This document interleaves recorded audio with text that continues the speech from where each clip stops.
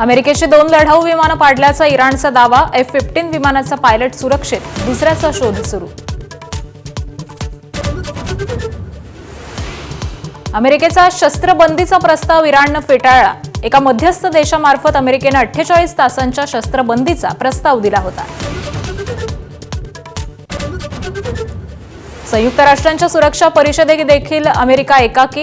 होर्मुझ सुरू करण्यासाठी सैन्य कारवाईला 3 देशांचा विरोध. आखाती देशांच्या मागणीवरती आज मतदान.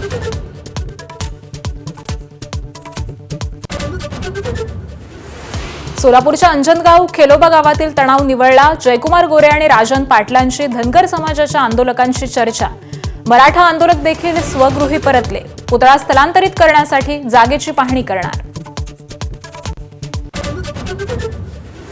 सांगलीतील राम मंदिर चौकामध्ये छत्रपती संभाजी महाराजांचा मध्यरात्री पुतळा बसवला. परवानगी घेऊन पुतळा बसवण्याची पोलिसांची हिंदुत्ववादी संघटनेला विनंती.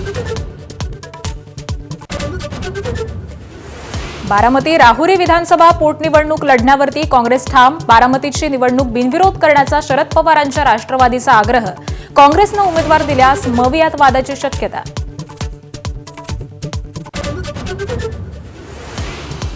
नाशिकमध्ये एनजीओ संचालक तथाकथित पत्रकाराकडून महिलांचं लैंगिक शोषण. आरोपी रवींद्र एरंडेच्या टॅबमध्ये 87 व्हिडिओ सापडल्यानं प्रकरण उघडकीस.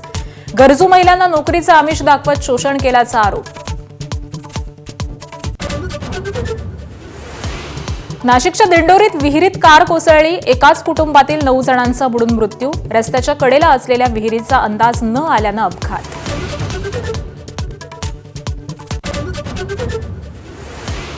राज्यात अवकाळीचं धुमशान सुरूच. धुळे, सांगली, नंदुरबारमध्ये पिकांचं मोठं नुकसान. अकोल्यामध्ये वादळी वाऱ्याचा घराला फटका. चेपॉकच्या मैदानावर पंजाब किंग्सचा चेन्नई सुपर किंग्सवरती 5 विकेट्सनं विजय. चेन्नईनं दिलेल्या 210 धावांचं लक्ष्य 18 षटकांमध्ये पूर्ण केलं.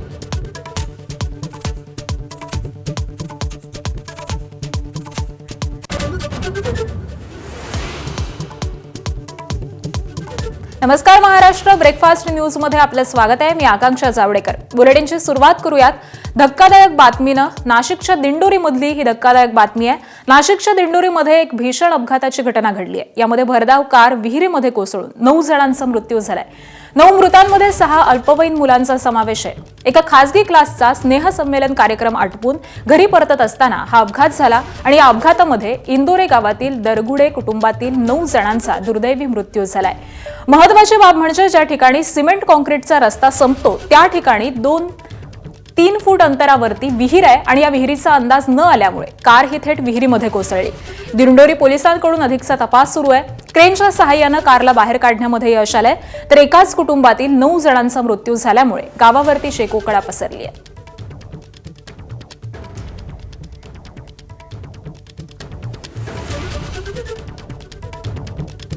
आणि याच संदर्भामध्ये आपण अधिक माहिती जाणून घेऊयात. आमचे प्रतिनिधी मुकुल कुलकर्णी सध्या आपल्या सोबत आहेत. मुकुल, खरं तर नाशिकमधली ही अत्यंत दुर्दैवी अशी घटना म्हणावी लागेल, पण या घटनेला ती विहीर कारणीभूत आहे असंच म्हणायचं का?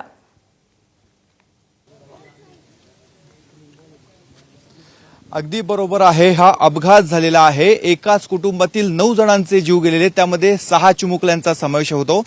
संपूर्ण गावावर शोककळा पसरलेली आहे आणि हा जर असेल तर हा एक व्यवस्थेचा बळी आहे असं म्हणून याच्याकडे बघायला पाहिजे. मी आता जिथे उभा आहे हा एक कॉलनी रोड आहे. याच्याच अगदी 100 मीटर अंतरावर तो स्नेहसंमेलनाचा कार्यक्रम होता. तिथून रात्री 10च्या सुमारास जे कार चालक होते ते आलेले होते. या बाजूला थोडा मातीचा रस्ता आहे. या बाजूने काही वाहनांची ये जाय होत असते. मात्र रात्रीच्या अंधारामध्ये जो रस्ता होता, इथे स्नेहसंमेलन असल्यामुळे वाहनांची पार्किंग होती, रस्ता देखील दिसला नाही आणि थेट आपण बघतोय रस्ता इथे संपतोय. सिमेंट कॉन्क्रीटचा रस्ता इथे संपतोय आणि अवघा 2.5 ते 3 फुटाचं हे अंतर आहे. इथून थेट या विहिरीमध्ये गाडी पडलेली आहे. हा जो कथडा आहे याची उंची देखील आपण बघितली तर केवळ 1 वीत एवढी उंच आहे. आपण बघतोय की साधारणतः 1 वीत एवढीच उंची आहे. ही गाडी इथे धडकली आणि थेट विहिरीमध्ये जाऊन पडली. यामध्ये 9 जणांचा मृत्यू झालेला आहे. ही विहीर एक मोकळा भूखंड आहे, तिथे विहीर आहे. ज्यांच्या मालकीची विहीर आहे त्यांनी कुठल्याही प्रकारची इथे खबरदारी घेतली नाही. खरं तर या विहिरीला संरक्षित भिंत असणं आवश्यक होतं, इथे जाळी असणं आवश्यक होतं, मात्र तसं काहीही झालेलं नाहीये. ज्यांचा मृत्यू झालाय त्यांचे काही कुटुंबीय आपल्यासोबत आहेत. दादा, काय घटना होती आणि काय मागणी तुमची? आमच्या आत्याचा मुलगा आहे आणि त्यांच्या कुटुंबातलं झालं, मामाच्या कुटुंबातलं झालं. आमचं मान काय माहितीये का, हे राजांचं घर आहे बघा. इकडे गाड्यांना बघा ना, गाड्यांना आहे ना तिथं बघा, त्या गाड्या चोरी जाऊ नये म्हणून त्यांना गेट आहे. इथं 2 मिनिटाच्या अंतरावरती त्यांची विहीर आहे. याला संरक्षण नाही करता येत का? म्हणलं त्यांच्या गाड्या महत्वाच्या आहे, लोकांचा बळी गेलेला तो नाही महत्वाचा. इडली बाकीच्या जनतांनी 50 टाइम सांगितलं. मागच्या वर्षी पण गायी पडल्या, मोटरसायकलवाला पडला का, याला काहीतरी बंदोबस्त करा. त्यांनी गाड्याला तार कंपाऊंड मध्ये गेट केलेलं आहे, या विहिरीला गेट नाही केलेलं आहे. झिरवा साहेबाच्या निधीतून आहे. तिकडे बघा तुम्ही, झिरवा साहेबाच्या निधीतून आहे.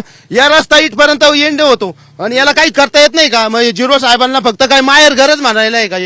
हे काय गोष्टीचा याच्यावर पूर्ण चांगली नगरपंचायतीवर कारवाई झाली पाहिजे आणि विहिरीवाल्यावर कारवाई झाली पाहिजे. महत्वाचा विषय म्हणजे काय माहितीये का, तिथलं स्थानिक लोकांचं म्हणणं आलं का हे दाबून नेता.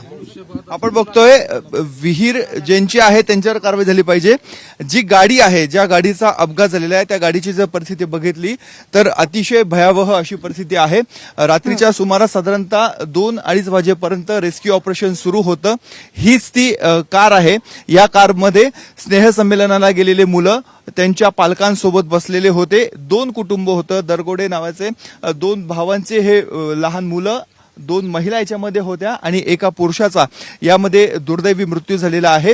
ही संपूर्ण गाडी या आता थेट विहिरीमध्ये पडली. गाडी चक्काचूर झालेली आहे आणि सुरुवातीला जी गाडी अशी पडली त्याच पद्धतीने ती पाण्यामध्ये गेली.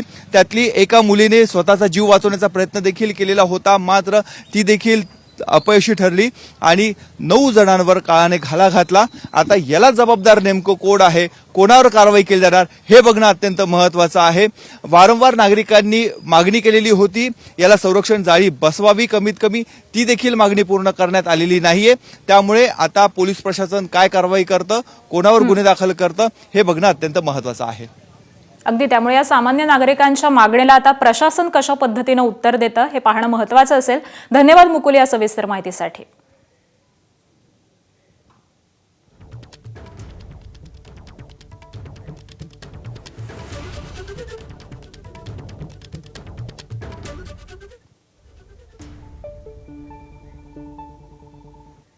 आणि यानंतर पुढच्या बातमीकडे वळूयात. बारामती विधानसभेची पोटनिवडणूक लढवण्यावरती काँग्रेस ठाम आहे, तर दुसरीकडे राष्ट्रवादी काँग्रेसकडून उपमुख्यमंत्री सुनेत्रा पवार सोमवारी निवडणूक अर्ज दाखल करणार आहेत. मात्र त्याच दिवशी काँग्रेसचे प्रदेशाध्यक्ष हर्षवर्धन सपकाळ काँग्रेसच्या उमेदवाराचा अर्ज भरण्यासाठी बारामतीमध्ये येणार आहेत. बारामतीतील 6 इच्छुकांनी पोटनिवडणूक लढवण्यासाठी मुलाखती देखील दिल्यात. त्यांची नावं हायकमांडकडे पाठवण्यात आली आहेत आणि त्यातील एका नावावरती आज शिक्कामोर्तब होण्याची शक्यता आहे. काँग्रेसच्या या निर्णयामुळे शरद पवारांच्या राष्ट्रवादीची कोंडी होऊ शकते, कारण ही पोटनिवडणूक न लढवण्याचा निर्णय आधीच जाहीर करण्यात आलाय आणि त्यामुळे महाविकास आघाडीमध्ये वादाची शक्यता आहे.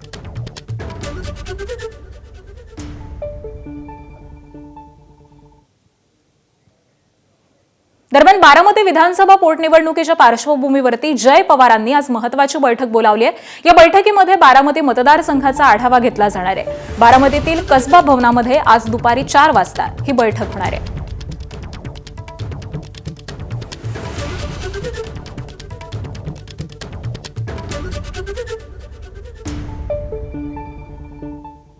पुढची बातमी साताऱ्यातून आहे. सातारा जिल्हा परिषदेमध्ये आज 4 सभापती पदांसाठी निवड होत असून अध्यक्ष उपाध्यक्ष निवडीवेळी झालेल्या राड्याच्या पार्श्वभूमीवरती आजची निवडणूक ही अधिकच संवेदनशील बनली आहे. त्यामुळे प्रशासन हे अलर्ट मोडवरती आलंय. जिल्ह्यांचं राजकीय वातावरण हे चांगलंच तापलेलं आहे. जिल्हाधिकारी संतोष पाटील यांनी जिल्हा परिषद परिसरामध्ये 100 मीटरपर्यंत जमावबंदी लागू करत कडेकोट पोलीस बंदोबस्त तैनात केलाय.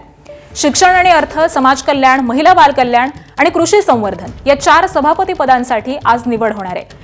दरम्यान भाजपकडे 33 सदस्यांसह स्पष्ट बहुमत असल्यामुळे अध्यक्ष आणि उपाध्यक्ष पद त्यांनी आधीच आपल्या नावावरती केली आहेत. मात्र आता खरी लढत सभापती पदांसाठी रंगणार आहे. त्यामुळे या निवडीकडे सगळ्यांचंच लक्ष लागलेलं आहे. राष्ट्रवादी आणि शिवसेना फोडाफोडीचा वचपा काढण्यासाठी काही राजकीय खेळी करणार का, की भाजप पुन्हा एकदा आपली ताकद दाखवत सर्व पदांवरती झेंडा फडकवणार हे पाहणं महत्त्वाचं ठरणार आहे. त्यामुळे आजची ही निवड शांततेमध्ये पार पडणार की पुन्हा एकदा साताऱ्यामध्ये राजकीय राडा पाहायला मिळणार, याकडेच आता सगळ्याच जिल्ह्याचं लक्ष लागलंय.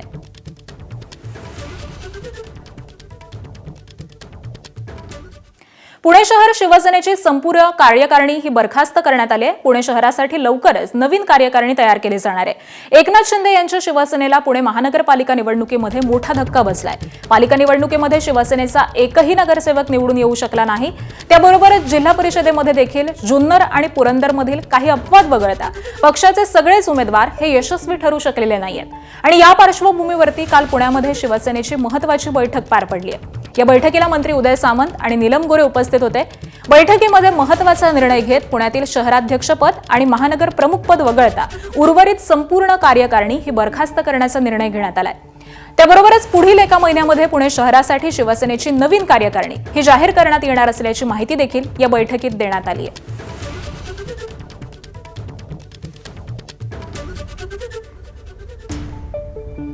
पुढची बातमी कोल्हापूरमधून आहे. कोल्हापूर जिल्ह्यामध्ये शिवसेनेकडून सलग 2 दिवस पदाधिकाऱ्यांच्या बैठका आयोजित करण्यात आल्या. पक्ष संघटना मजबूत करण्यासाठी हालचालींना आता वेग आलाय. आज देखील उद्योगमंत्री उदय सामंत यांच्या नेतृत्वाखाली कोल्हापूरमधील पदाधिकाऱ्यांची महत्त्वाची बैठक पार पडणार आहे. या बैठकीमध्ये आगामी राजकीय रणनीतीवरती चर्चा होण्याची शक्यता आहे. आणि दरम्यान कोल्हापूर जिल्ह्यामध्ये होणाऱ्या वाढीव विधानसभा मतदारसंघाच्या पार्श्वभूमीवरती पक्षाची बांधणी भक्कम करण्यासाठी शिवसेनेनं ही पावलं उचलल्याचं बोललं जात आहे. जरी 2029ला विधानसभा निवडणूक असली तरी वाढीव मतदारसंघांमध्ये आपला हक्काचा उमेदवार तयार करण्यावरती शिवसेनेचा भर असल्याचं सांगितलं जात आहे. त्यामुळे आतापासूनच पक्ष संघटनेवरती लक्ष केंद्रित करण्यात आलंय.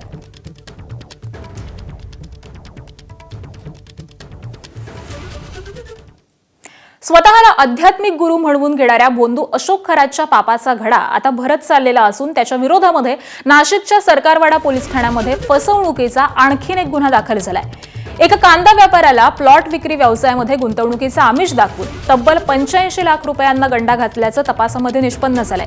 संबंधित कांदा व्यापाऱ्याची 60 लाख रुपये किमतीची जागा वृद्धाश्रमाच्या नावे केवळ 22,25,000 रुपयांच्या अल्प दरामध्ये खरेदी करून खरातनं व्यापाऱ्याचा विश्वास संपादन केला आणि त्यानंतर या बदल्यामध्ये दुसऱ्या एका चांगल्या लोकेशनवरती जागा मिळवून देण्याचा आणि प्लॉट विक्रीच्या व्यवसायामधून मोठा नफा मिळवून देण्याचा आमिष त्यांना दाखवलं.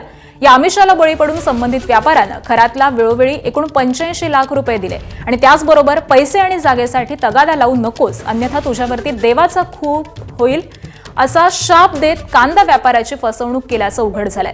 बोंधू खरात विरोधामध्ये आतापर्यंत 12 गुन्हे दाखल झालेले आहेत तर 12 पैकी 8 लैंगिक शोषणाचे आणि 4 गुन्हे हे आर्थिक फसवणुकीचे आहेत.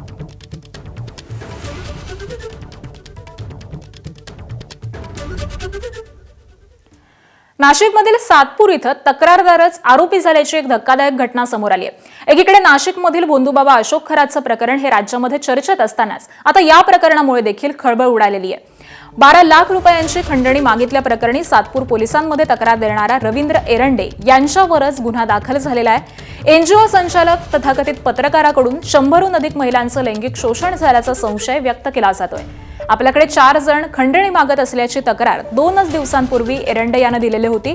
अश्लील व्हिडिओ व्हायरल करण्याची धमकी देत खंडणी मागणाऱ्या 4 जणांना याआधीच पोलिसांनी अटक केली होती.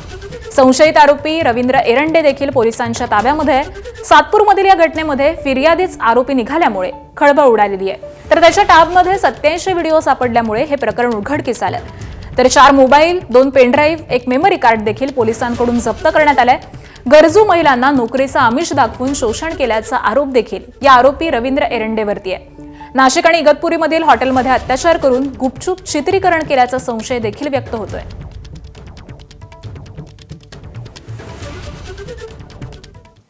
आणि पुढची बातमी येते नांदेडमधून. नांदेडमध्ये हाणामारीमध्ये 3घांचा मृत्यू झालेला आहे. नांदेडच्या कॅनल रोडवरती मध्यरात्री हा राडा झाला आणि यामध्ये 3घांचा मृत्यू झालाय. नांदेडमध्ये हाणामारीमध्ये 3घांचा मृत्यू झालेला आहे. त्यामुळे गँगवॉर असल्याची चर्चा ही आता सध्या रंगलेली आहे. घटनास्थळी फॉरेन्सिक टीमसह वरिष्ठ पोलीस अधिकारी हे देखील दाखल झालेत आणि यातील एका आरोपीचा घटनास्थळी मृत्यू झालेला आहे तर दुसऱ्या आणि तिसऱ्या आरोपीचा उपचारादरम्यान मृत्यू झालाय. त्यामुळे यात सगळ्या प्रकरणावरती आता पोलिसांकडून अधिकचा तपास हा केला जातोय. मात्र हे गँगवॉर आहे का अशी चर्चा ही सध्या नांदेडमध्ये रंगलेली आहे. रात्रीच्या वेळेला ही हाणामारी झालेली होती. नांदेडच्या कॅनल रोडवरती मध्यरात्री हा राडा झाला आणि या राड्यामध्ये तब्बल 3घांचा मृत्यू झालेला आहे. एकाचा घटनास्थळीच मृत्यू झालेला होता. त्याबरोबरच 2घांना उपचारासाठी दाखल करण्यात आलेलं होतं. मात्र उपचारादरम्यान याही 2घांचा मृत्यू झालेला आहे. त्यामुळे या संपूर्ण हाणामारीमध्ये एकूण 3 मृत्यू झालेला आहे। या सगळ्याच घटनांनंतर घटनास्थळी फॉरेन्सिकची टीम दाखल झाली, त्याबरोबरच वरिष्ठ पोलीस अधिकारी देखील दाखल झालेले आहेत आणि या सगळ्यांकडूनच या संपूर्ण प्रकरणाचा अधिकचा तपास हा सुरू करण्यात आलेला आहे। त्यामुळे हा नेमका वाद कशामुळे झाला, कोणते हे 2 गट होते, या सगळ्याच संदर्भातली माहिती ही तपासामध्ये पुढे येईल। मात्र या सगळ्या प्रकरणामध्ये 3 जणांचा मृत्यू झालेला आहे आणि याच सगळ्या संदर्भामध्ये आपण अधिक माहिती जाणून घेऊयात। आमचे प्रतिनिधी अभिषेक एकबोटे सध्या आपल्यासोबत आहेत। अभिषेक, नेमकी काय घटना घडलेली आहे आणि पोलिसांचा आता तपास नेमका कसा सुरू आहे? आकांक्षा, नांदेडमध्ये गँगवॉर असल्याची चर्चा घडलेली आहे, कारण की या हाणामारीत 3 जणांचा मृत्यू झालेला आहे। डीमार्ट जवळील कॅनॉल रोडवर मध्यरात्री अंदाजे 1 ते 1:30च्या सुमारास ही घटना घडल्याचं समजतंय। घटनास्थळी फॉरेन्सिक टीम सह वरिष्ठ पोलीस अधिकारी दाखल झालेले आहेत। या 3 मृत्यू झालेल्यांची नावे आहेत अरिजित सिंग उर्फ अजय चव्हाण, शहबाज आणि अरबाज। तर यातील एका आरोपीचा घटनास्थळी मृत्यू झाला आहे, तर दुसऱ्या आरोपीचा जो आहे तो दवाखान्यात मृत्यू झालेला आहे। नेमकी ही हत्या का झालेली आहे याचा तपास करत आहे। स्वतः पोलीस अधीक्षक अविनाश कुमार हे घटनास्थळी दाखल होऊन या पूर्ण प्रकरणाचा त्यांनी माहिती जाणून घेतलेली आहे। कारण जे आहे ते अद्यापही अस्पष्ट असल्याचं आपल्याला पाहायला मिळत आहे। आकांक्षा, बरं, धन्यवाद अभिषेक या सगळ्या सविस्तर माहितीसाठी।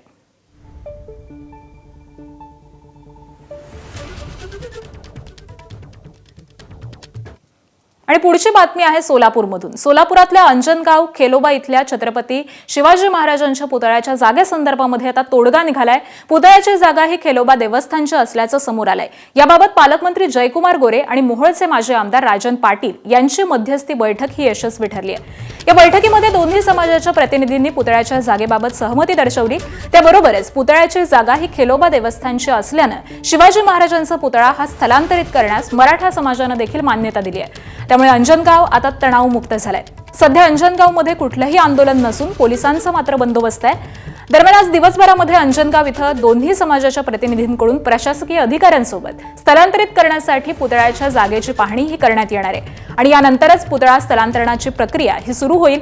दरम्यान मराठा आंदोलक मनोज जरांगे पाटील आज सोलापुरातील अंजनगाव इथं जाणार आहेत। सकाळी 11 वाजता मनोज जरांगे हे आंतरवाली सराटीमधून अंजनगावकडे रवाना होणार आहेत।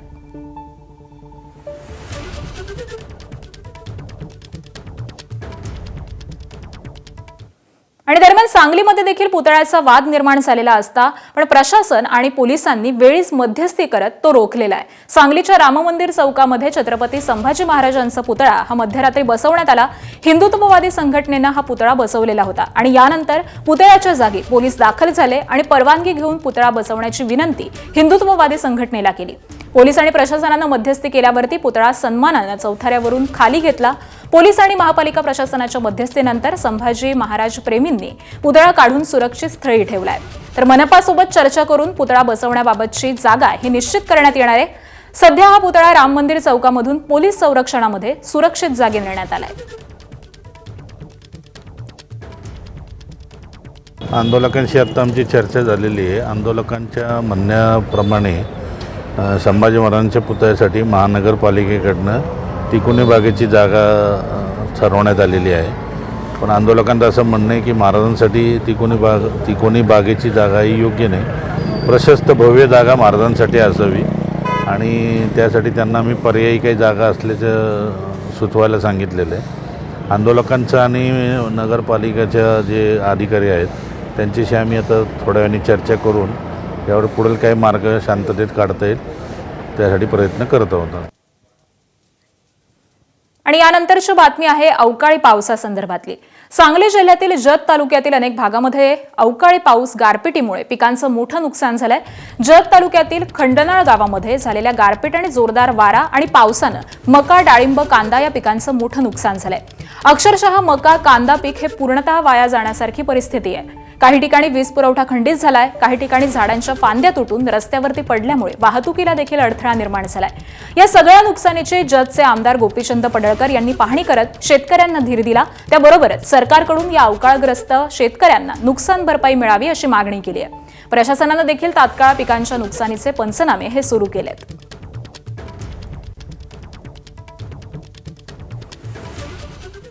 दरम्यान आमदार गोपीचंद पडळकर आणि प्रांताधिकारी अजय कुमार नष्टे त्याचबरोबर नुकसानग्रस्त शेतकऱ्यांनी नेमकी काय प्रतिक्रिया दिली आहे पाहूयात.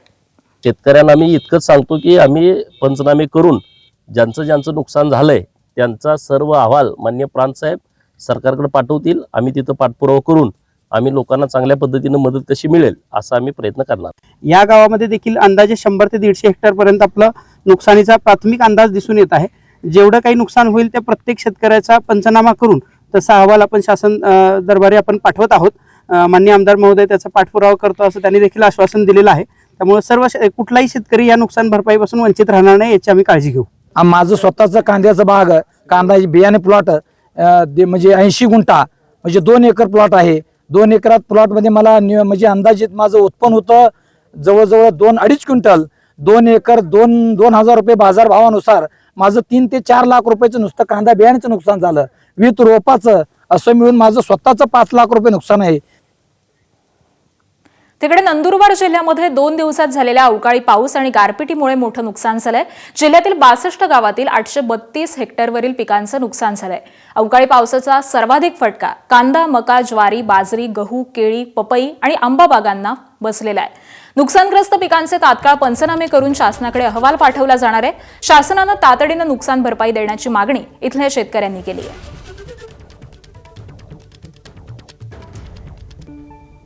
गेल्या काही दिवसांपासून भंडाऱ्यामध्ये वादळी वाऱ्यासह अवकाळी पावसाच्या सरी कोसळत आहेत. याचा फटका शेती पिकांसह लग्न समारंभ असलेल्या कुटुंबांना देखील बसलाय.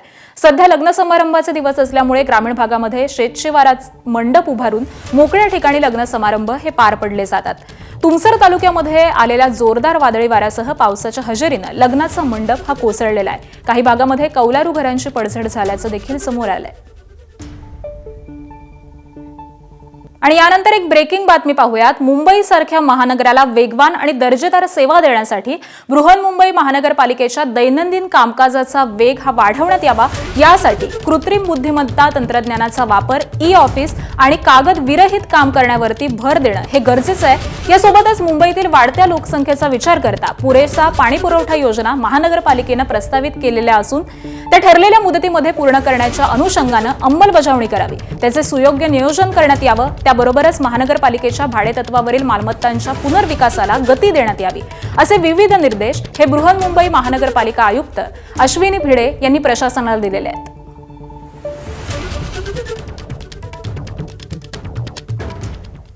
आणि पुढची एक मोठी बातमी. येणाऱ्या शैक्षणिक वर्षापासून इयत्ता 6वी पासूनच सीबीएसई बोर्डाच्या शाळांमध्ये 3 भाषा विद्यार्थ्यांना शिकाव्या लागतील. 3 पैकी 2 भारतीय भाषा असतील आणि तिसरी भाषा ही 42 भाषांपैकी एक निवडायची आहे. इयत्ता 9वी पासून गणित आणि विज्ञानाचे द्विस्तरीय रचनेचा अवलंब केला आहे. परदेशामधून भारतीय शाळांमध्ये प्रवेश घेणाऱ्या विद्यार्थ्यांना 3 भाषांच्या अटीमधून सूट असेल. आणि त्यासोबतच मंडळानं पुढील वर्षीपासून गणित आणि विज्ञानासाठी नेहमीच्या 80 गुणांच्या परीक्षा व्यतिरिक्त आणखी एक पर्याय दिलाय. ही परीक्षा 25 गुणांची असून त्यामध्ये संबंधित विषयाची आकलन क्षमता ही कसोशीनं तपासली जाणार आहे. मुंबईच्या गोवंडी भागामध्ये धक्कादायक प्रकार समोर आलाय. ज्योती मा म्हणून नाव बदलून राहणाऱ्या बांगलादेशी किन्नर गुरु बाबू आयनल खान प्रकरणामध्ये पुन्हा एकदा खळबळ उडाली आहे. शिवाजीनगर पोलिसांनी 6 महिन्यांपूर्वीच त्याला भारतामध्ये घुसखोरी प्रकरणामध्ये अटक केली होती. त्यावेळी मुंबई उपनगरामध्ये त्याची मोठी प्रॉपर्टी आणि घरं असल्याचं उघड झालं होतं. त्याबरोबरच बांगलादेशातून घुसखोरांना आणून त्यांच्याकडून देह व्यापार आणि भीक मागण्यास भाग पाडून कोट्यवधींची कमाई केल्याचा आरोप त्यांच्यावरती होता. मात्र जामिनावरती बाहेर आल्यानंतर पुन्हा एक गंभीर गुन्हा समोर आलाय. एका अल्पवयीन मुलाचं अपहरण करून त्याला किन्नर बनवण्याचा आणि त्याच्याकडून जबरदस्तीनं देह व्यापार आणि भीक मागायला लावल्याचा आरोप हा करण्यात आलाय. या प्रकरणी गोवंडीतील पीडित मुलाच्या कुटुंबियांनी बाबू खान आणि त्याचा सहकारी साफेड उर्फ जारा याच्या विरोधामध्ये शिवाजीनगर पोलीस ठाण्यामध्ये गुन्हा दाखल केलाय. पोलिसांनी साफडे उर्फ जाराला अटक केलेली असून बाबू खान मात्र फरार आहे. दरम्यान शिवाजीनगर पोलीस आणि गुन्हे शाखा आरोपीचा शोध घेत आहेत.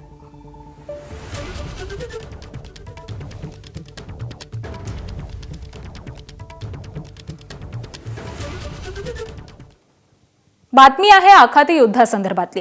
आखाती युद्धामध्ये अमेरिकेला जबर धक्का बसलाय. त्यांची 2 विमानं ही इराणनं पाडलेली आहेत. त्यामुळे अमेरिका आता पेचामध्ये सापडलाय.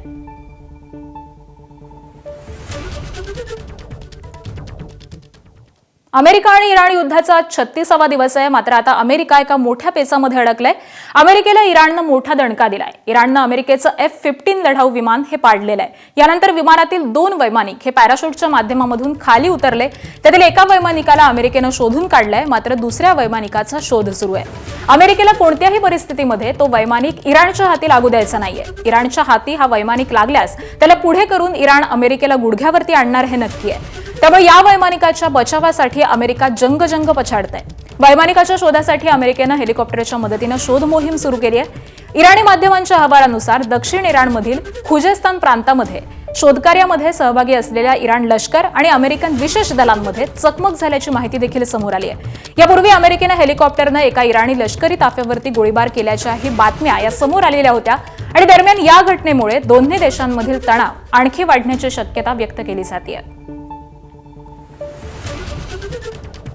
चर्चेदरम्यानच इराणच्या अधिकाऱ्यावरती हल्ला. इराणचे अध्यक्ष मसूद पेजेशकियान यांचा अमेरिकेवरती मोठा आरोप. हल्ल्यामध्ये अधिकाऱ्यांच्या पत्नीचा मृत्यू. नेमकं दहशतवादी कोण हे जगानं ठरवावं, असं पेजेशकियान यांचं आवाहन.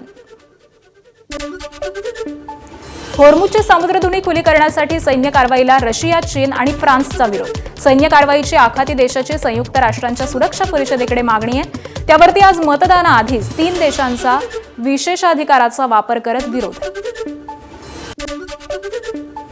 युद्धाच्या 36व्या दिवशी देखील इराण इस्रायलकडून एकमेकांवरती हल्ले सुरूच आहेत. इराणचे इस्रायलच्या दक्षिण भागामध्ये जोरदार क्षेपणास्त्र हल्ले. या हल्ल्याचा व्हिडिओ देखील समोर. इराणवरती अमेरिका इस्रायलचे हवाई हल्ले सुरू. इराणच्या अनेक शहरांवरती अमेरिका आणि इस्रायली सैन्याची हवाई हल्ले. या हल्ल्यांचे अनेक नवनवे व्हिडिओ समोर. इराणच्या अनेक शहरांमध्ये मोठ्या प्रमाणात नुकसान. MNGL गॅसचा जाणीवपूर्वक आर्टिफिशियल तुटवडा निर्माण करण्याचा प्रयत्न करणाऱ्यांवरती कडक कारवाई करू. उद्योगमंत्री उदय सामंत यांचा इशारा. पुढच्या 2 महिन्यामध्ये PNG जिथं जिथं पाईपलाईन गेलेली आहे किंवा जिथं जिथं पाईपलाईन टाकायची शिल्लक राहिलेली आहे तिथं पाईपलाईन टाकायचा निर्णय झाला. जिथं पाईपलाईन इंडस्ट्रीजच्या समोर गेली किंवा हॉटेल व्यावसायिकांच्या समोर गेली त्यांना रजिस्टर करून त्यांच्याकडनं पैसे भरून त्यांना गॅस देण्याच्या सूचना देखील माननीय मुख्यमंत्री मोदयांनी दिली. काही ठिकाणी कदाचित आर्टिफिशियल शॉर्टेज करण्याचा कोणतरी प्रयत्न करत असेल, पण याच्यावर देखील कडक कारवाई करण्याच्या सूचना उद्योगमंत्री म्हणून मी देखील दिलेल्या आहेत, मुख्यमंत्री मोदयांनी दिल्या आहेत, आमच्या शिंदे साहेबांनी दिल्या आहेत. सोलापूरच्या बाजारात लाकूड आणि कोळशावरती चालणाऱ्या आधुनिक शेगड्या दाखल. या शेगड्यांना आधुनिक तंत्रज्ञानाची जोड देत लाईट किंवा चार्जिंगवरती चालणारे पंखे बसवले. त्यामुळे गॅस त्याबरोबरच शेगडीप्रमाणेच आगीची तीव्रता ही नियंत्रित करणंही शक्य आहे. आखाती देशामध्ये सुरू असलेल्या युद्धाचा केळी उत्पादकांना फटका. निर्यात ठप्प झाल्यामुळे नांदेडसह हिंगोली जिल्ह्यातील शेतकरी हैराण. अर्धापूर, भोकर, मुदखेड आणि हिंगोली जिल्ह्यातील वसमत आणि कळमनुरीच्या शेतकऱ्यांना फटका बसलाय. केळीच्या भावामध्ये परिणाम म्हणजे जो 15 ते 20 किलोचा जो गड आहे तो साधारणतः 150 ते 150, 200, 250 पर्यंत विक्री होत होता त्या मार्केटला, बीट मार्केटला. आणि आता सध्या त्याचा परिणाम इतका मोठा झाला आहे की तेच घड आता 70, 50, 40 रुपयापर्यंत विक्री होत आहे. शेतकऱ्याचं ते झाड आहे की नाही घड 150 ते 200 रुपयाला मिनिमम जात गेले, आता 50 ते 70 रुपयामध्ये चालले. शेतकऱ्याचं खूप नुकसान होत आहे. त्यावेळेस माल पुढं जात नाही, गाड्या वाहतूक चालू नाही, त्याच्यामुळे शेतकऱ्याचं खूप नुकसान होत आहे यावर्षी. आणि यानंतर आता इतर काही महत्त्वाच्या घडामोडी जाणून घेऊयात 100 हेडलाईन्समधून. बारामती विधानसभा पोटनिवडणुकीच्या पार्श्वभूमीवरती जय पवारांनी बोलावली महत्त्वाची बैठक. बारामतीतील कसबा भवनामध्ये होणाऱ्या बैठकीमध्ये बारामती मतदारसंघाचा आढावा घेतला जाणार. बारामती विधानसभा पोटनिवडणूक लढवण्यासाठी काँग्रेसमधील 6 इच्छुकांकडून मुलाखती. 6ही जणांची नावं काँग्रेस हायकमांडला पाठवली. आज एकाच्या नावावरती शिक्कामोर्तब होणार अशी माहिती आहे. सातारा जिल्हा परिषदेमध्ये आज 4 सभापती पदांसाठी निवड. अध्यक्ष उपाध्यक्ष निवडीवेळी झालेल्या राड्याच्या पार्श्वभूमीवरती आजची निवडणूक ही अधिकच संवेदनशील. त्यामुळे जिल्हा परिषद परिसरामध्ये 100 मीटरपर्यंत जमावबंदी लागू. प्रशासन अलर्ट मोडवरती. कोल्हापूर जिल्ह्यामध्ये शिवसेनेकडून सलग 2 दिवस पदाधिकाऱ्यांच्या बैठका. पक्ष संघटना मजबूत करण्याच्या दृष्टीनं आज देखील उदय सामंत यांच्या नेतृत्वाखाली कोल्हापूरमधील पदाधिकाऱ्यांची महत्त्वाची बैठक. बंधू अशोक खरातवरती कांदा व्यापाराची फसवणूक केल्याप्रकरणी आणखी एक फसवणुकीचा गुन्हा दाखल. 60 लाखांची जागा वृद्धाश्रमाच्या नावे 22 लाखांना खरेदी. त्यानंतर प्लॉट विक्री व्यवसायामध्ये गुंतवणुकीचा आमिष दाखवून फसवणूक. सोलापूरच्या अंजनगाव खेलोबा इथल्या छत्रपती शिवाजी महाराजांच्या पुतळ्याच्या जागेसंदर्भामध्ये तोडगा. जयकुमार गोरे आणि राजन पाटील यांची मध्यस्थी. शिवरायांचा पुतळा स्थलांतरित करण्यास मराठा समाजाचीही मान्यता. सोलापूरच्या माढ्यातील अंजनगाव मंदिराचे पुजारी फरांडे महाराजांचं आंदोलन अखेर मागे. शिवरायांच्या पुतळ्याच्या स्थलांतरणाबाबत तोडगा निघाल्यामुळे 4 दिवसांनी आंदोलन मागे. नाशिकच्या दिंडोरीमध्ये कार विहिरीमध्ये कोसळून 8 जणांचा मृत्यू. अपघातातील मृत हे दिंडोरी तालुक्यातील इंदोरे गावचे रहिवासी आहेत. अपघातानंतर स्थानिक नागरिक आणि प्रशासनानं अपघातातील कार क्रेनच्या सहाय्यानं विहिरीमधून बाहेर काढली. नांदेडमध्ये हाणामारीत 3घांचा मृत्यू. गँगवॉर असल्याची चर्चा. कॅनॉल रोडवरती मध्यरात्रीची घटना आहे. घटनास्थळी फॉरेन्सिक टीम आणि वरिष्ठ पोलीस अधिकारी दाखल.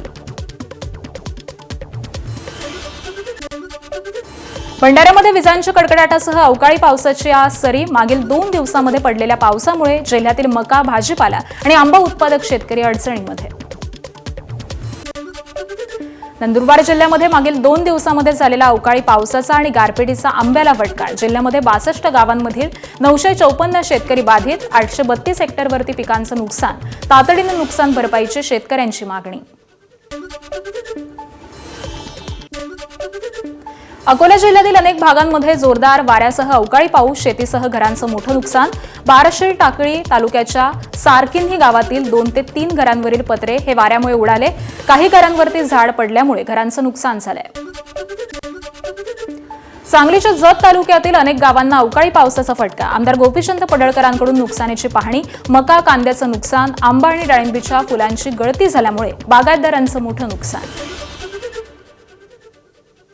शेतकऱ्यांना आम्ही इतकंच सांगतो की आम्ही पंचनामे करून ज्यांचं नुकसान झालंय त्यांचा सर्व अहवाल माननीय प्रांतसाहेब सरकारकडे पाठवतील. आम्ही तिथं पाठपुरावा करून आम्ही लोकांना चांगल्या पद्धतीने मदत कशी मिळेल असा आम्ही प्रयत्न करणार. या गावामध्ये देखील अंदाजे 100 ते 150 हेक्टर पर्यंत आपलं नुकसानीचा प्राथमिक अंदाज दिसून येत आहे.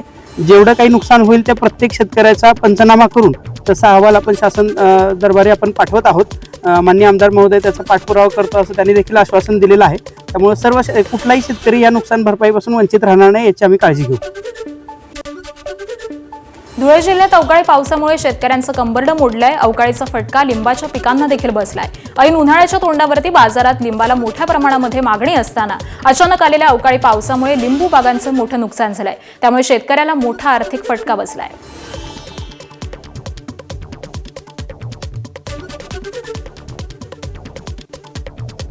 गारपीटमुळे वारा वादळ होती, त्याच्यामुळे या फळपिकाचं खूप मोठ्या प्रमाणात नुकसान झालं आहे.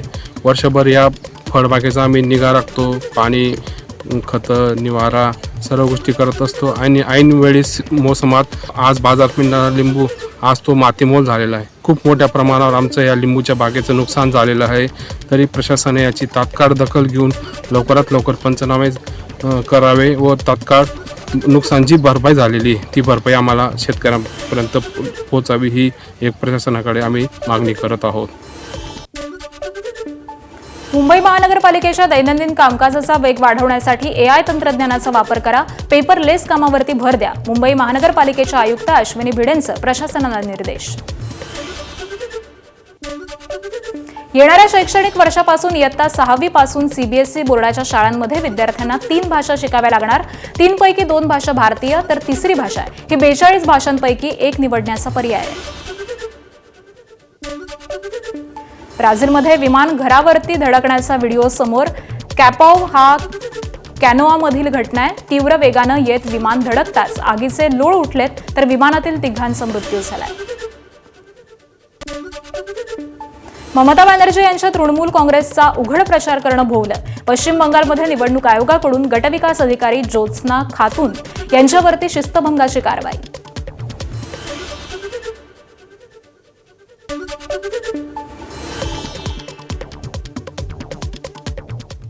आणि यानंतर एक धक्कादायक बातमी नाशिकच्या दिंडोरीमधून. नाशिकच्या दिंडोरीमध्ये एक भीषण अपघाताची घटना घडली आहे. यामध्ये भरधाव कार विहिरीमध्ये कोसळून 9 जणांचा मृत्यू झालाय. 9 मृतांमध्ये 6 अल्पवयीन मुलांचा समावेश आहे. एका खासगी क्लासचा स्नेहसंमेलन कार्यक्रम आटपून घरी परतत असताना हा अपघात झाला आणि या अपघातामध्ये इंदोरे गावातील दरगुडे कुटुंबातील 9 जणांचा दुर्दैवी मृत्यू झालाय. महत्त्वाची बाब म्हणजे ज्या ठिकाणी सिमेंट कॉन्क्रीटचा रस्ता संपतो त्या ठिकाणी 2 ते 3 फूट अंतरावरती विहीर आहे आणि या विहिरीचा अंदाज न आल्यामुळे कार थेट विहिरीमध्ये कोसळली. दिंडोरी पोलिसांकडून अधिकचा तपास सुरू आहे. क्रेनच्या सहाय्यानं कारला बाहेर काढण्यामध्ये यश आलंय, तर एकाच कुटुंबातील 9 जणांचा मृत्यू झाल्यामुळे गावावरती शोककळा पसरली आहे.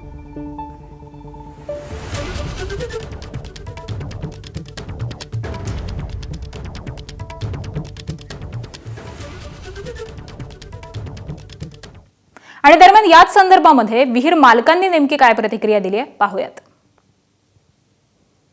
कुटुंबावर जो आघात झालेला आहे तो फार न भरून निघणारं नुकसान आहे आणि हळहळ व्यक्त केली पाहिजे या गोष्टीची. आणि साहेब, ही विहीर ही 1972चा जो दुष्काळ होता तेव्हापासून ही विहीर इथे आहे. तिथे जाळी होती, पण ऍक्च्युली काय झालंय साहेब, ती जाळी इथं म्हणजे पहिले एवढी रहदारी नसल्यामुळे काय झालं साहेब, ती जाळी होती, कुणी अँगल काढून नेले, कुणी तारा काढून नेल्या. हा रस्ता नगरपंचायतीकडे गेलेला वर्ग झालेला आहे.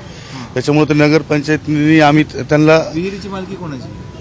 विहिरीची मालकी कोणाची? विहिरीची आमची साहेब. आम्ही नाही केला असं नाही, तिथं बोर्ड पण होता पण तो पडून गेलेला आहे साहेब, निघून गेलेला होता. म्हणजे फार म्हणजे आम्हाला पण दुःख आहे त्या गोष्टीचं. आणि दरम्यान या अपघातासंदर्भामध्ये स्थानिकांची आणि मृतांच्या नातेवाईकांची बातचीत केली आमच्या प्रतिनिधींनी, तीही पाहूयात. तालुक्याचं ठिकाणी आमच्या खेड्यात येऊन बघा, आमच्या इथं जाळ्या मारलेल्या आहे. तर या तालुक्याच्या ठिकाणी असताना सुद्धा एवढा भोंगळा कारभार आहे हा. याला जबाबदार कोण? याचं सखोल चौकशी झाली पाहिजे. मुख्यमंत्र्यांनी सुद्धा याची दखल घेतली पाहिजे. आमच्या गावावर आज एवढा डोंगर कोसळलाय दुःखाचा, त्याला जबाबदार कोण? इथपर्यंत रस्ता येऊन जर 2 फुटावर सोडून आणि मध्ये विहीर आहे, परत त्या साईडला रस्ता आहे, तर याचं करायचं काय? याच्यावर गुन्हा दाखल झाला पाहिजे. मनुष्यवादाचा आमची मागणी का गुन्हा दाखल झाला पाहिजे. प्रशासनाच्या भोंगळ कारभारामुळं आज इथं रस्ता आहे, इथं विहीर आहे, परत त्या बाजूला रस्ता चालू होतो. आणि या गोष्टीवर लक्ष दिलं पाहिजे इथल्या स्थानिक लोकांनी बी सगळ्यांनी. आता या जेवढे जीव गेले याची जबाबदारी कोणी घ्यायला तयार नाही.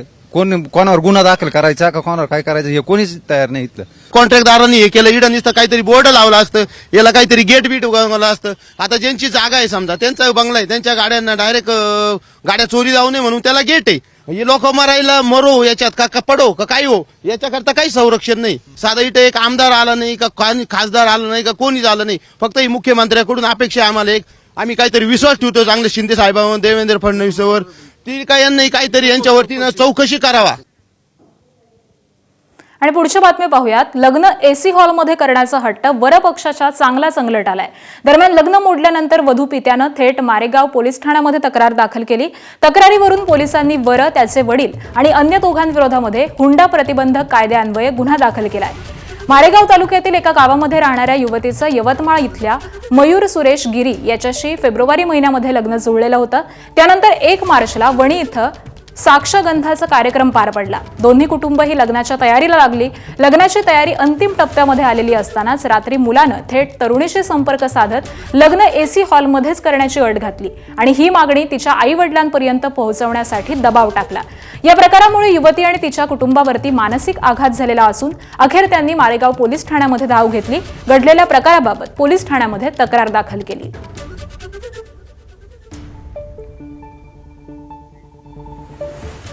पुढची बातमी आहे डोंबिवलीमधून. एका महिला कर्मचाऱ्याला कामावरून काढण्याची धमकी देत तिच्याकडे शरीर सुखाची मागणी करणाऱ्या कल्याण डोंबिवली पालिकेतील लिपिकाचा निलंबन करण्यात आलंय. तर भूषण पाटील असं निलंबित करण्यात आलेल्या या लिपिकाचं नाव आहे. पालिका आयुक्त अभिनव गोयल यांनी ही कडक कारवाई केलेली असून पीडित महिलेच्या तक्रारीवरून मनपाडा पोलीस ठाण्यामध्ये पाटील विरोधामध्ये विनयभंगाचा गुन्हा हा दाखल करण्यात आलाय. जानेवारी महिन्यामध्ये एका कामावरून भूषण पाटील आणि पीडित महिला यांच्यामध्ये वाद झालेला होता. यावेळी पाटील यानं सर्वांसमक्ष तिला शिवीगाळ केलेली होती.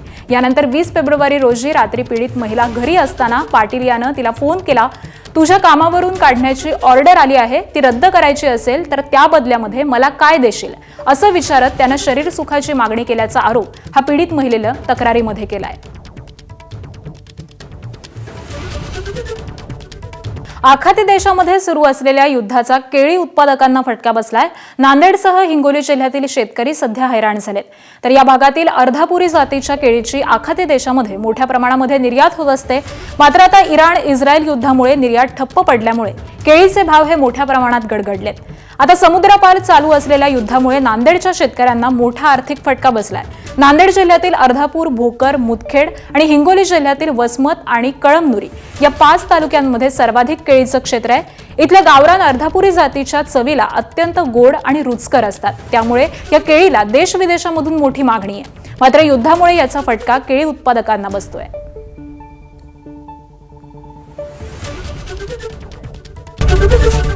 एबीपी माझा, उघडा डोळे बघा नीट.